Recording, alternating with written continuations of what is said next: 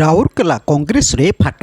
ରାଉରକେଲାରେ ରାଜ୍ୟ କଂଗ୍ରେସ ଦଳ ପକ୍ଷରୁ ବୀରେନ୍ଦ୍ରନାଥ ପଟ୍ଟନାୟକଙ୍କୁ ପ୍ରାର୍ଥୀ ଭାବେ ଟିକେଟ ପ୍ରଦାନ କରାଯାଇଥିବାରୁ ଏହାକୁ ନେଇ ରାଉରକେଲା ଡିସିସି ପକ୍ଷରୁ ପ୍ରବଳ ବିରୋଧ ପୂର୍ବକ ପିସିସି ସଭାପତିଙ୍କୁ ପୋଷ୍ଟକାର୍ଡ଼ ପ୍ରଦାନ ଓ କଂଗ୍ରେସ ଦଳ ପକ୍ଷରୁ ତାଙ୍କ ପ୍ରାର୍ଥୀପତ୍ର ପ୍ରତ୍ୟାହାର ନହେଲେ ରାଉରକେଲାରେ କଂଗ୍ରେସ ପକ୍ଷରୁ ସାମୂହିକ ଇସ୍ତଫା ଦେବା ଧମକ ବୀରେନ୍ଦ୍ର ବାବୁଙ୍କ ପାଇଁ ମୁଣ୍ଡବ୍ୟଥାର କାରଣ ହୋଇଛି।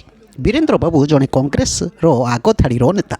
ମାତ୍ର ସେ କଂଗ୍ରେସରେ କିଛି ବର୍ଷ ହେବ ଦୂରେଇ ରହୁଥିଲେ ହେଁ ନିକଟରେ ପୁନର୍ବାର କଂଗ୍ରେସରେ ଯୋଗଦାନ ଓ ତାଙ୍କୁ ରାଉରକେଲା ପାଇଁ ଟିକେଟ୍ ମିଳିବା ପରେ କଂଗ୍ରେସ ଦଳରେ କନ୍ଦଳ ଦେଖାଦେଇଛି।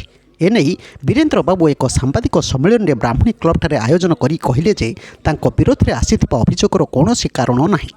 ସେ ଦଳର ଜଣେ ଶୃଙ୍ଖଳିତ କର୍ମୀ।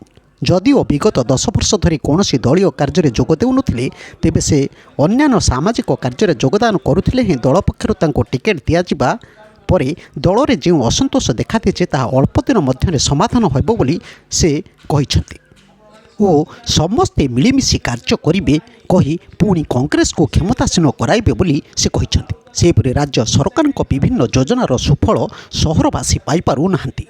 ପ୍ରୋତ୍ସାହନ ଅଭାବରୁ କୁଟୀର ଶିଳ୍ପ ବନ୍ଦ ହେବାକୁ ଯାଉଛି। ଚିଟ୍ଫଣ୍ଡ ଟଙ୍କା ଫେରସ୍ତ ହୋଇପାରୁନାହିଁ। ତେବେ କଂଗ୍ରେସ କ୍ଷମତାକୁ ଆସିଲେ 6 ମାସ ମଧ୍ୟରେ ଚିଟ୍ଫଣ୍ଡ ଟଙ୍କା ସୁଧ ସହ ଉପଭୋକ୍ତାଙ୍କୁ ଫେରସ୍ତ କରାଯିବ। ଉଭୟ କେନ୍ଦ୍ର ଓ ରାଜ୍ୟ ସରକାରଙ୍କ ବିଭିନ୍ନ ଜନବିରୋଧୀ କାର୍ଯ୍ୟକ୍ରମଗୁଡ଼ିକ ବଦଳରେ କଂଗ୍ରେସ ତରଫରୁ 5 ଗ୍ୟାରେଣ୍ଟି କାର୍ଡ଼ ପ୍ରଚଳନ କରାଯିବ।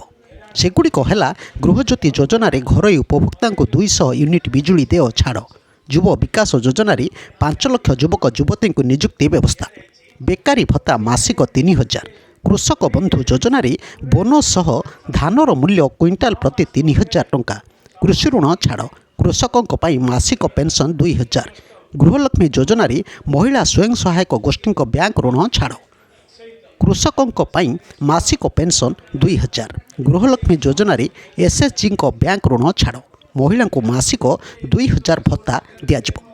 ଆଦିବାସୀ ଦଳିତ ମହିଳାଙ୍କୁ ମାସିକ 3000 ଟଙ୍କା ଭତ୍ତା ମିଳିବ। ମାସକୁ 500 ଟଙ୍କାରେ ଗ୍ୟାସ୍ ସିଲିଣ୍ଡର ଯୋଗାଇ ଦିଆଯିବ। ଜନକଲ୍ୟାଣ ଯୋଜନାରେ 25 ଲକ୍ଷ ଟଙ୍କା ପର୍ଯ୍ୟନ୍ତ ଚିକିତ୍ସା ବୀମା, ମାଗଣା ଚିକିତ୍ସା ସୁବିଧା, ବାର୍ଦ୍ଧକ୍ୟ, ବିଧବା, ଦିବ୍ୟାଙ୍ଗ ଭତ୍ତା ମାସିକ 2000 ଟଙ୍କା ମିଳିବ। ଚିଟ୍ଫଣ୍ଡ ପ୍ରଭାବିତ ଜମାକାରୀମାନଙ୍କୁ 6 ମାସ ମଧ୍ୟରେ ସୁଧ ସହ ଜମାରାଶି ଫେରସ୍ତ। ପେଶା ଆଇନ ଲାଗୁ।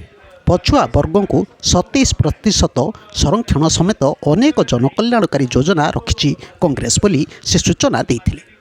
ଏହି ସାମ୍ବାଦିକ ସମ୍ମିଳନୀରେ ରଶ୍ମି ପାଢ଼ୀ, କୀର୍ତ୍ତନ ଦାସ, ବାସୁ ବାନାର୍ଜୀ, ସରୋଜ ଲେଙ୍କା, ରବୀନ୍ଦ୍ର ଭଞ୍ଜ, ପ୍ରବୋଧ ଦାସ, ଆୟମ ପଣ୍ଡା, ଇଜାଜ ଅଖତର, ଅରିୟମ ସିଂ, ସବିର ହୁସେନ, ଶିବୁ ସାହୁ, ଶିବୁ ଦୀପ, ମୋତିଲାଲ ଜି, ସୂର୍ଯ୍ୟକାନ୍ତ ବାରିକ, ଶ୍ରୀ ନାୟାର, ମନୋଜ ପଟ୍ଟନାୟକ, ଆଦେଶ ସୁନା ପ୍ରମୁଖ ଉପସ୍ଥିତ ଥିଲେ।